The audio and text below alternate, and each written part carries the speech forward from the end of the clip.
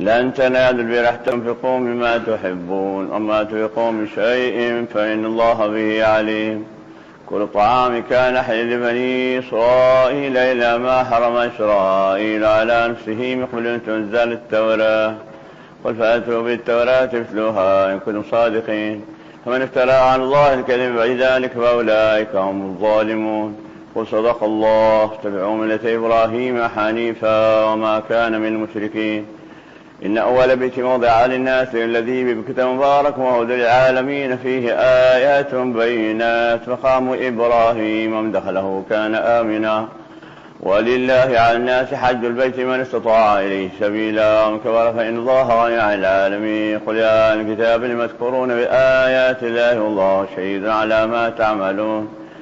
قل يا أهل الكتاب لم تصدون عن سبيل الله من آمن تبغونها عوجا وشهداء الله بغافل عما تعملون. يا أيها الذين آمنوا إن تطيعوا فريقا من الذين أوتوا الكتاب يردوكم بعد إيمانكم كافرين. وكيف تكفرون وأنتم تتلى عليكم آيات الله وفيكم رسوله ومن يعتصم بالله فقد هدي إلى صراط مستقيم. يا أيها الذين آمنوا اتقوا الله حق تقاته ولا تموتن إلا وأنتم مسلمون.